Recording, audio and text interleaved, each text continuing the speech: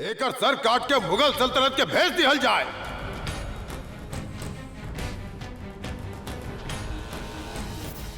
जोधा, रुकी।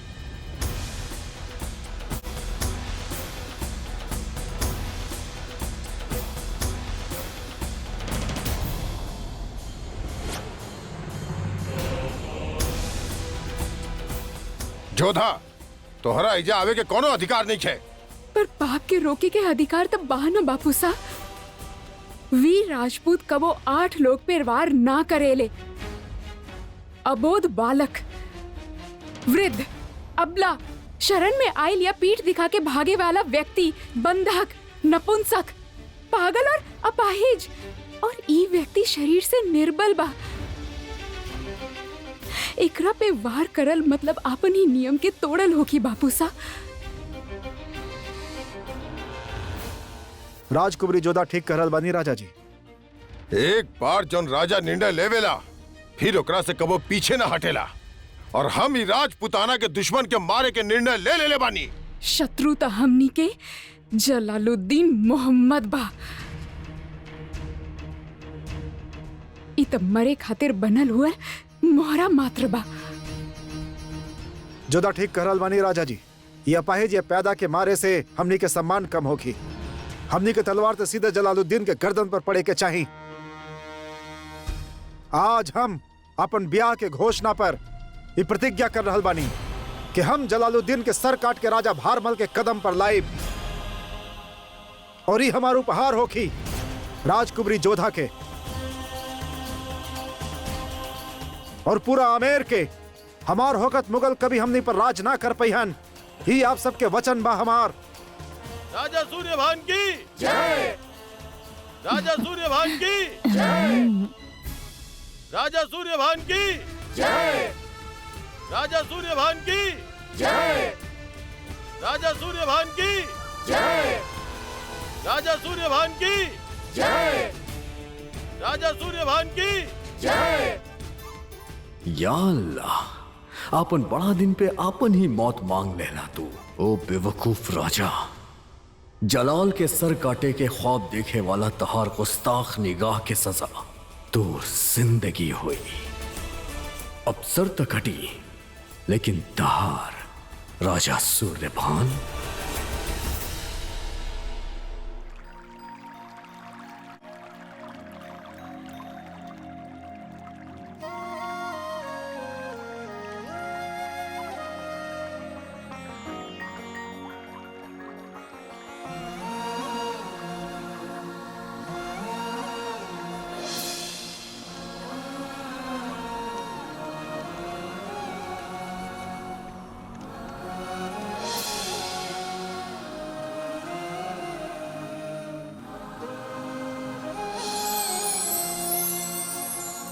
आखिर के बाड़ा तू?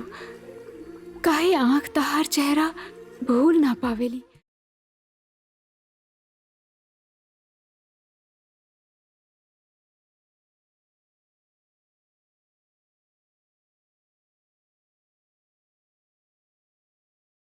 ओहो, ता अभी तक चूड़ी निकल ली ना भानपुर के महारानी।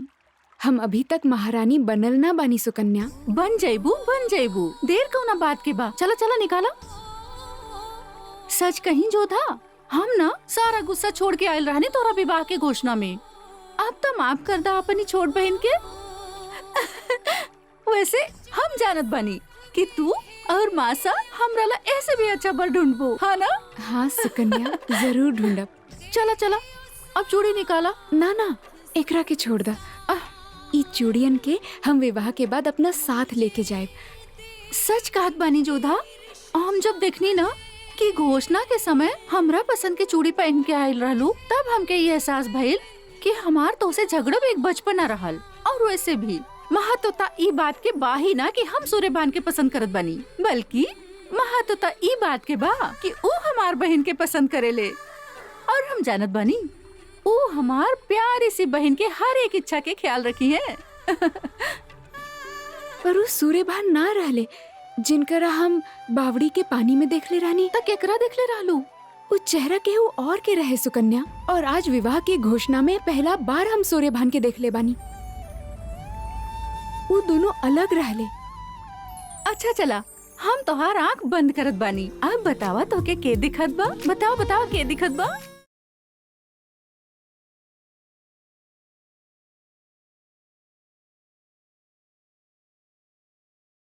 राजा सूर्यभान, हाँ ना?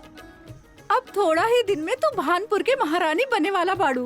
जोधा, और वैसे भी मासा ई सब ई खातिर कहले हो की है कि तू सूर्यभान के पसंद करा। जोधा रानी सब जाने ले कि भानपुर के राजा सूर्यभान के एक के चेहरा बा, जे सबके पता बा।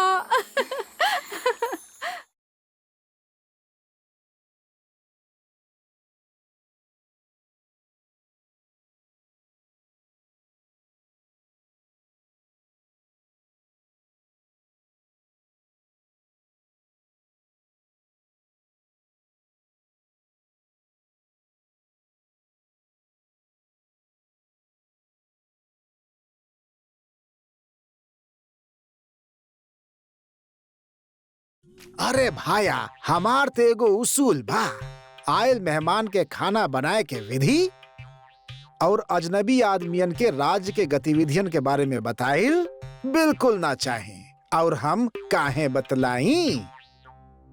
न जाने यहाँ के गुप्तचर होके के मुगल होके, एक तो तनी के बीच ही घूमत रहे। आप तनी संभल के रही हा। हमसे केहू ना बच सकेला। मिठाई और मुगल दोनों के हम सूंघ लेला। तब पहचान लेनी आप हमरा के। अरे तू ते भाया बाड़ा हमार, दुष्ट मुगल गद्दार। अगर हमरा के मिल जाए होकर शहंशाह जेकर नाम बा जलाल, ते कसम है घी के शाही कारागार में जाके ओकरा के डाल थी। वैसे ही शाही कारागार बा कहाँ? काहे बताई? हाँ भाई, हम तो मुसाफिर हैं, लेकिन फिर भी हम सुन ले बानी कि चित्तौड़गढ़ के रास्ता बिल्कुल शाही कारागार के बगल से निकलेला। बिल्कुल गलत। चित्तौड़गढ़ यहाँ ठहरल, शाही कारागार यहाँ ठहरल। हम तू अजनबी के काहे बताई? सही बात कहा तानी आप। हम तई कहा तानी, आपके तई राज्य के गुप्त मंत्री होके के चाहिए। आई गुप्त मंत्री? पहली बार हमार बुद्धि के केहू पहचलस। बड़ा दिनों बाद ऐसा माहौल बनल बा। घेवर भी बा, घूमर भी बा, शाखी भी बा और सुंदरी भी बा, पर तू कहाँ बाड़ा? अरे भाई साहब, जब से जोधा से ब्याह के घोषणा भइल बा, कुंवर तो लुगाई के गली में ही घूम रहल बाड़न। अरे अरे रुका था सही सूर्यभान, अभी तो ही रात के नशा के और गहरा होके के बा। कहाँ वाड़ी नर्तकी साहब?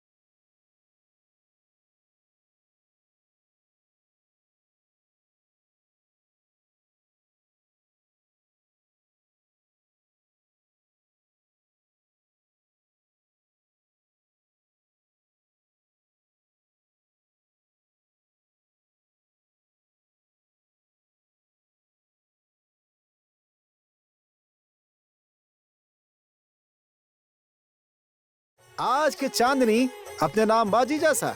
एक बार युद्ध शुरू हो गए ना, फिर कहाँ ये नशा के महक, कहाँ ये पायल के खनक, फिर तो तीर होखी, तरकश होखी, अश्वार होखी हन, वार होखी।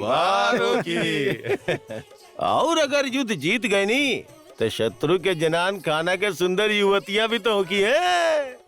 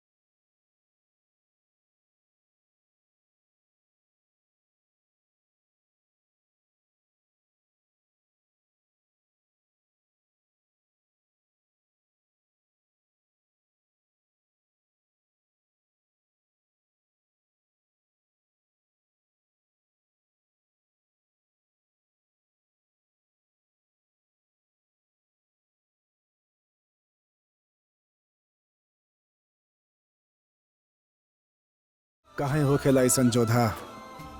सोचिला तो तोहार नाम गूंजेला, आंखें बंद करेला तो तू नजर आवेलो, तलवार देखिला तो आंख दिखेला तोहार, हर वक्त सांस बा तोहार याद से भरल।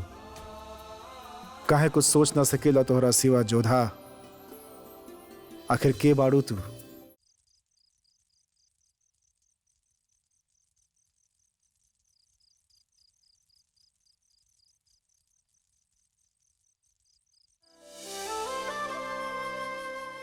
आप आपके बापू सा के निमंत्रण मिलल, हमके भी। चल यही बहाने मिलल हो गए।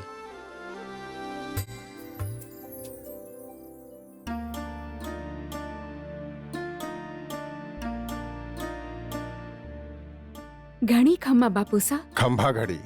का बात बा? आप हमनी दोनों के एक साथ बोले नहीं, आपके चित्र तैयार बा।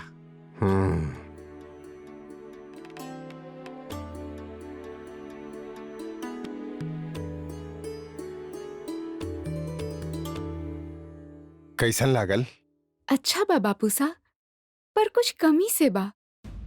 भूल माफ हो कुंवरी सा, बरसन से राजकीय चित्र बना रहल बानी, कभी किते प्रश्न ही ना उठेला। का हम?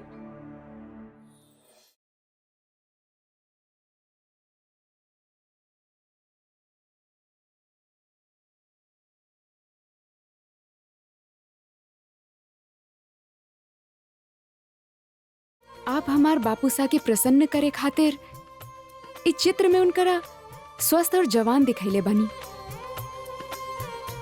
पर उनकर चेहरा के झुर्री और ये सफेद बाल इनकर अनुभव के दिखावेले, और इनकर अनुभव प्रजा के सुरक्षा के आश्वासन देवेला। हमार बापूसा आपन प्रजा खातिर हमेशा ईमानदार रहल बड़े।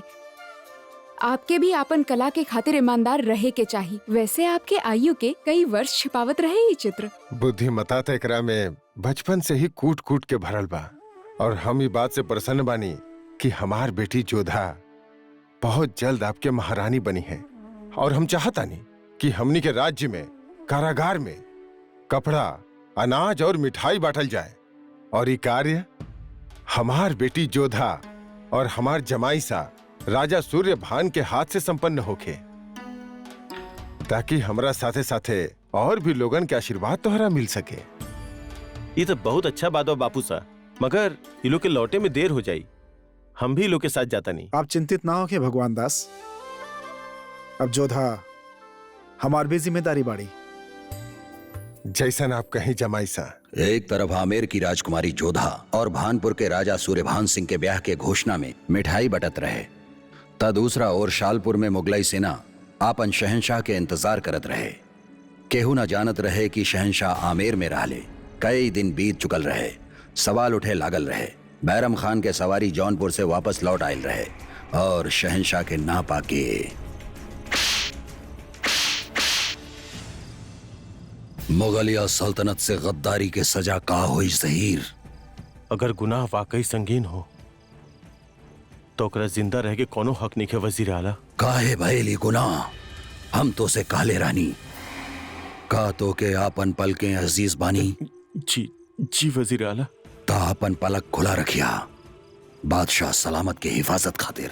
शहनशाह के हिफाजत कर हमार फर्ज ही ना, हमार मजहब भी बा। ये पलक एक पल खातिर भी ना झपकी खान बाबा। लेकिन शहनशाह खुदे शिकार पे जाल चाहत रहे वजीर आला। का तू जाने ला, तुहारी लापरवाही के वजह से शहनशाह के जिंदगी खतरा में पड़ सकत रहे। हमें गलती के गहराई के समझ रहल बानी वजीर आला। गलती के माफी देहल जा सकेले, मगर गुनाह के ना।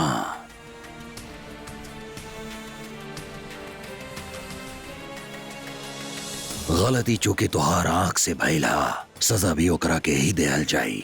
हम शहनशाह के वफादार बानी, मगर मुगलिया सल्तनत के ना। रहम वजीर आला, रहम।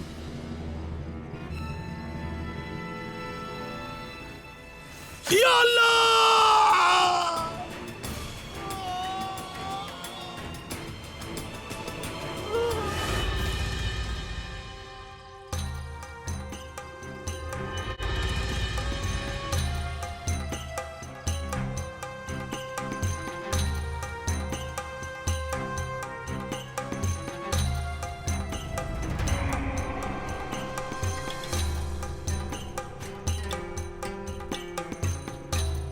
ये हम का देखत बनी वजीर आला। वो है जे आपके ना देखे के चाही महामंगा।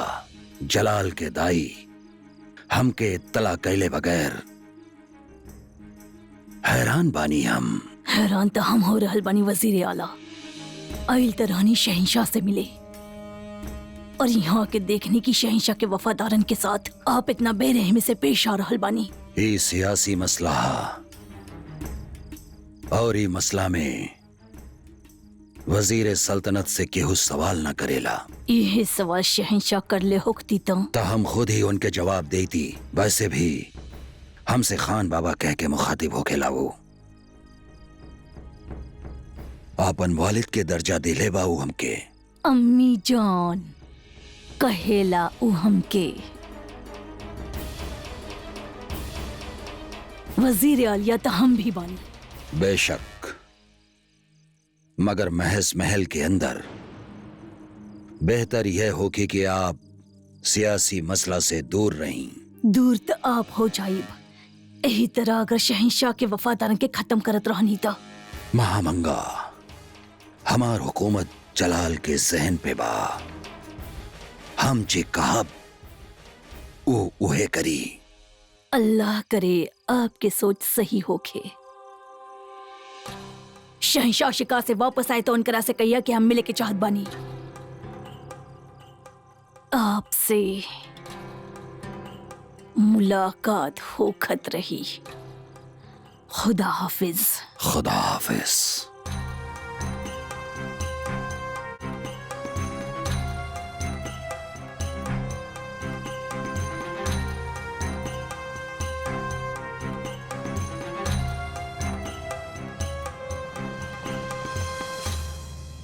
ही दिखले बाड़न ता अभी बात जरूर शहंशाह तक पहुंच जाई। ई औरत ना जिंदा शमशीर बिया। एक आंख कुछ और कहेले और जुबा कुछ और। ई सोचले कुछ और करेले कुछ और। अगर कोनो शख्स जलाल के गुमराह कर सकेला ताऊ बिया ई औरत। तब फिर ये औरत शहंशाह से मिले। उससे पहले आपके शहंशाह से मिलना जरूरी बा हमारा आका। बा कहां जलाल?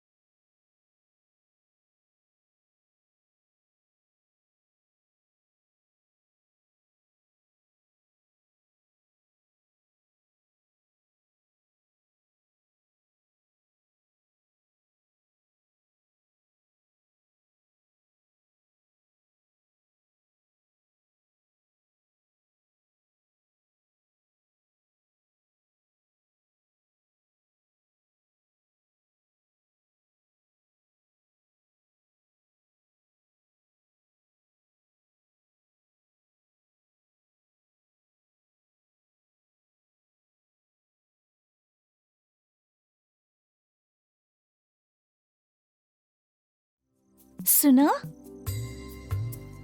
तू ए और से आवत ताजा हवा के रोक रहल बाड़ा। अपन घोड़ा के पालकी के बाया और ले जा।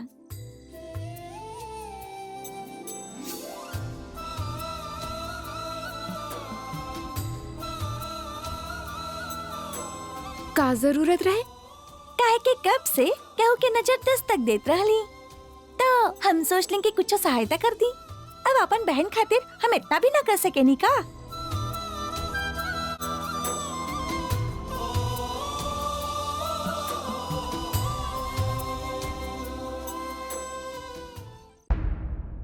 महाराज, जलालुद्दीन के बारे में हमनी के खास खबर मिलल बा।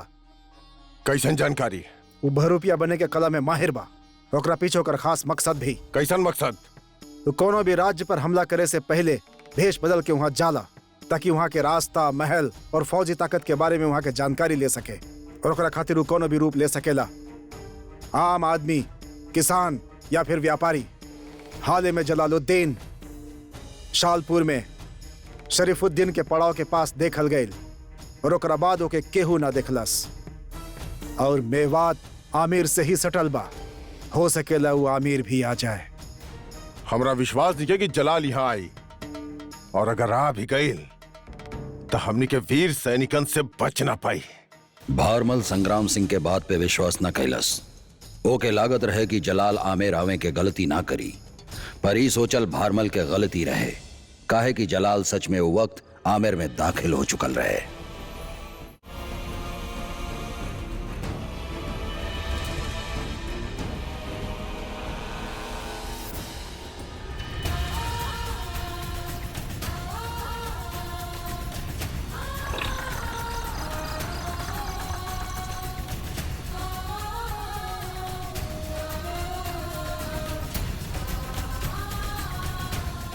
रुका, पालकी के ही रख देहल जाए।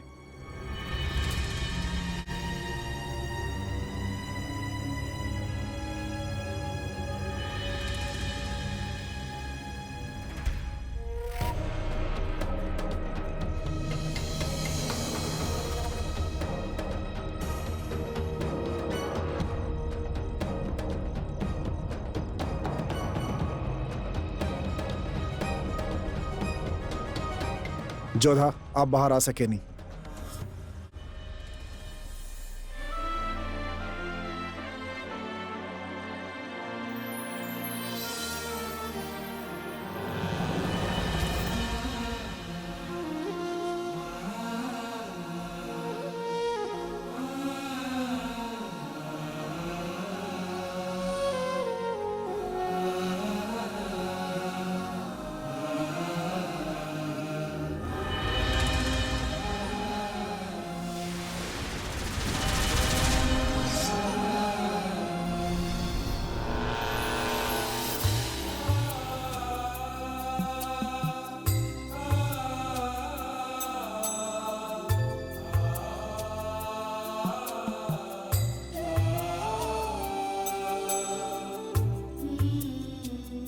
एक बात पूछी आपसे।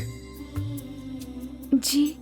आपकी उम्र के लड़की गनगौर में अपना खातिर कपड़ा लत्ता, जेवर और अच्छा वर मांगेली, बाकी आप ते जलाल के सर मंगनी। ऐसन का है? काहे कि हम आमेर के राजकुमारी बानी और अपन प्रजा के रक्षा करब हमार कर्तव्य बा। वो जल्लाद हमनी के सीमा के रौंद ले बा, हमनी के औरतन बच्चन के मौत के घाट उतर ले बा, हमनी के देवी देवता के अपमानित कइले बा। हम ओकरा से इतना नफरत करत बानी कि ओकर नाम लेवे से ही हमार जुबान कड़वा हो जाला। और यही खातिर हम ओकर सर, ओकर अहंकार, ओकर साम्राज्य के राजपुताना के पैर तले कुचल देखे चाहतानी।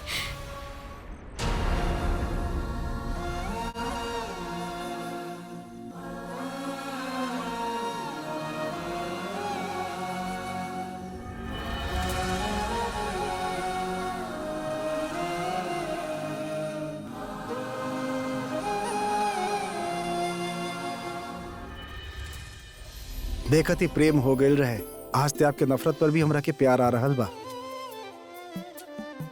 आज आपसे वादा कर रहल बानी कि अपन खून के आखिरी बूंद तक हम आपके और आपके लोगन के रक्षा करब।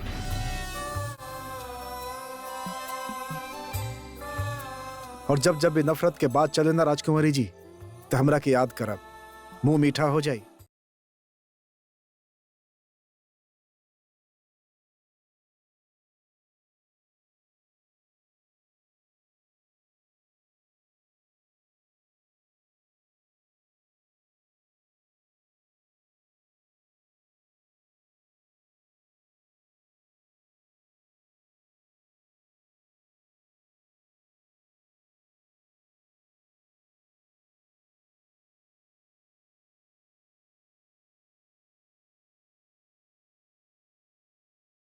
खूब जोड़ी बई दोनों के।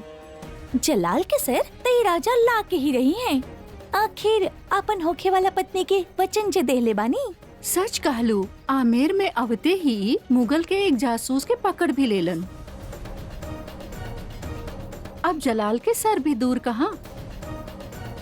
वैसे वो जासूस के इहे कहीं रखले हो की है ना? हाँ, मुगल कैदियन के वहाँ रख ले बानी।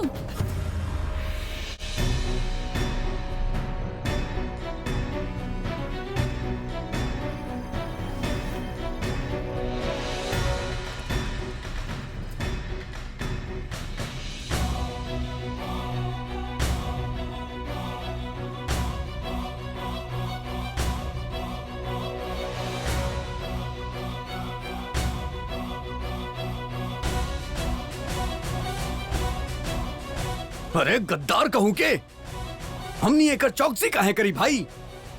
हमार तो जी चाहता कि एकर गर्दन काट दें। काहे अपन गुस्सा व्यक्त करेला भाया? मार देनी तब बस एक बार तकलीफ, ओकरा बाद मौत। अब तक जिंदगी भर एकरा ई राजपूती वेडियन में तड़पत रहे के पड़ी।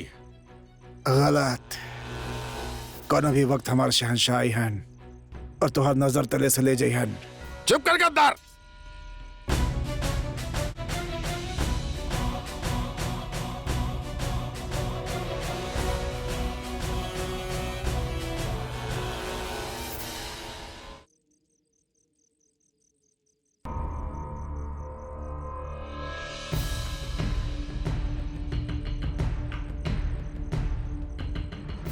एकरा कुछ देवे के जरूरत नहीं खे। एकरा ते अभी और तड़पाए के बा ताकि हमरा सामने ये मुगल सेना और जलाल के सारा राज खोल दे। बहुत करीब बाऊ, इतना कि कौन भी वक्त उनका शमशीर तोहरा पास पहुंच सकेला। तहार शहंशाह के तलवार में इतना हिम्मत ना जे राजपूती किला के पत्थर के तोड़ सके। जल्लाद कहीं के इतना क्रूर बा कि आपन ही लोगन के हाथ पैर के काटत फिरेला। औरतन के सम्मान तो करेले जानेला ही ना, और छुपके जे मंदिर के लूटत रहेला उका यही जा तारा बचावे। आपन शासन के राजपूती हवा के कर्ज समझा जौन तू आपन शहंशाह के खून से ही चुका पैबा।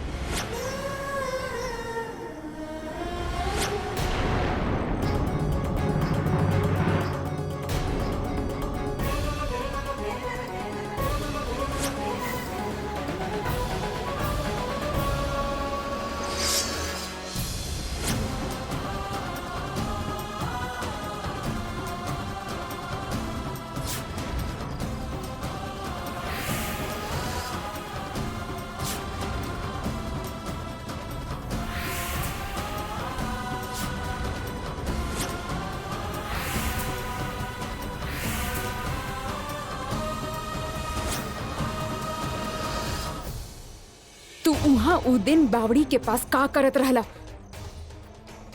राजकुमारी के जवाब दा सैनिक।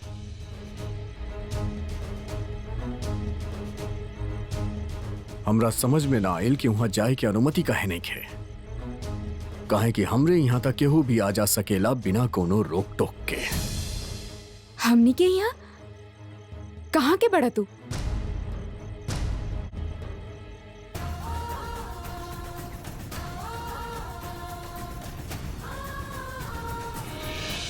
उमरकोट।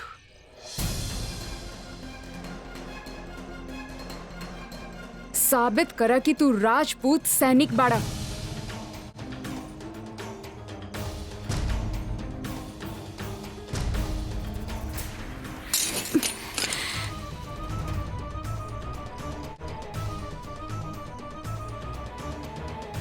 राजपूत सैनिक होके के सबूत दी।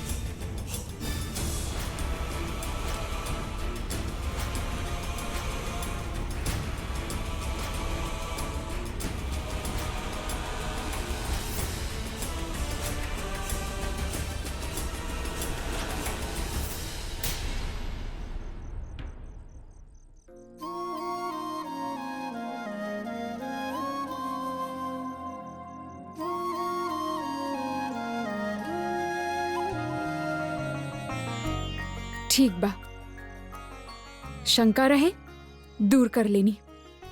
कहीं भी केहू भी मुगल हो सकेला। माहौल ही शंका से भरल बा।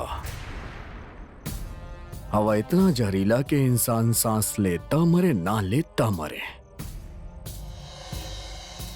फिर भी बिल्कुल सही कहनी आप।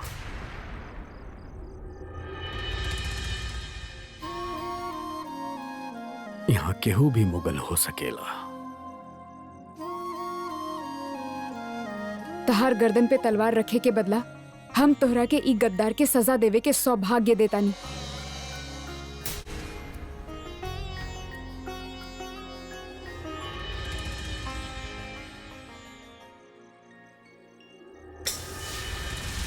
अब आपके कौनो बात के कौनो फिक्र करे के जरूरत नहीं खे राजकुमारी जी।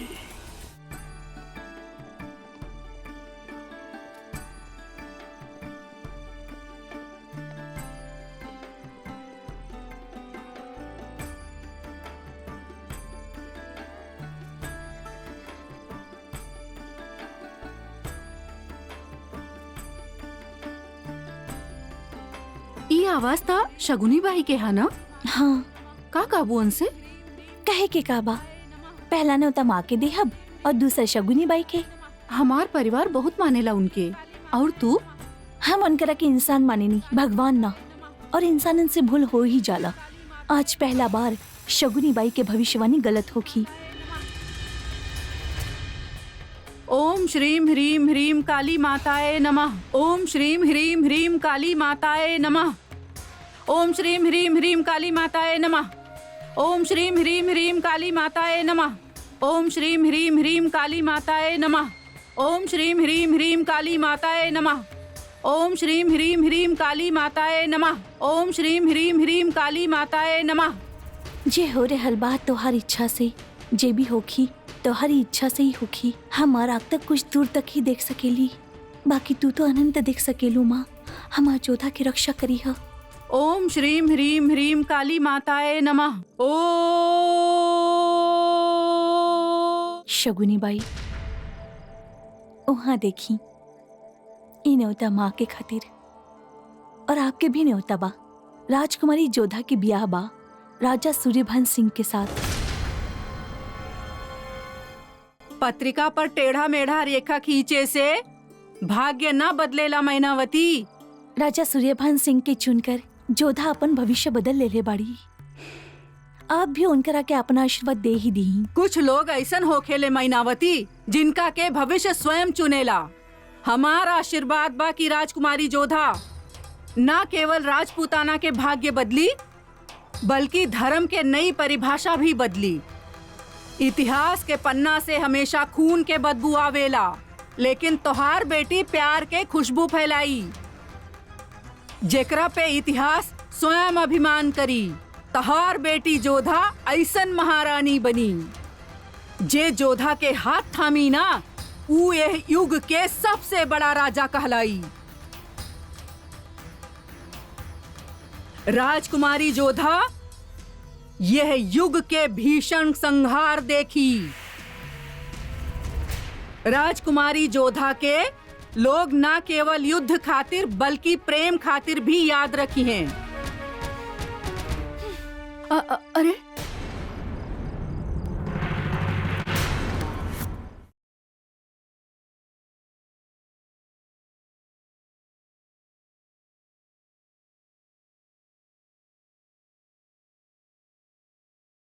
हमार भविष्यवाणी कब्बो गलत ना हो की।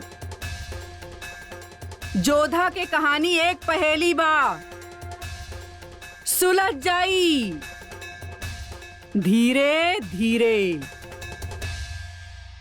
राजा सूर्यभान सिंह की जय। राजा सूर्यभान सिंह की जय। का भइल? इमरल सैनिक खतरा के निशानी बा कुंवरी सा। आप जल्द से जल्द महल लौट जाएं। दुश्मन भेष बदल के हमनी के बीच मौजूद बा। पता नहीं के बाऊ काहे आइल और अगला वार का बा होकर। कहीं वो मुगल सैनिक के बचावे था।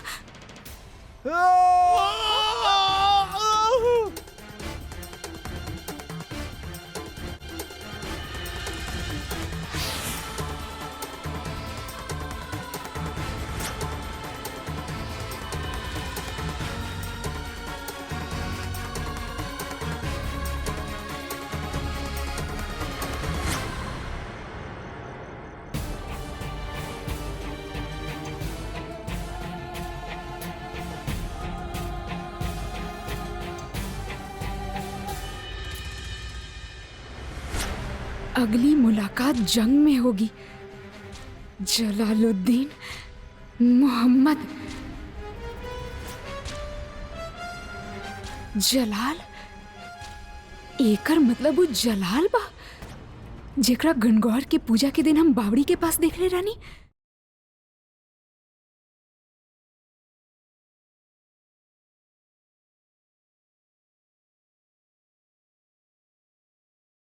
जेकरा सीना पे हम तलवार रख ले रानी, वो जलाल रहे। उमरकोट,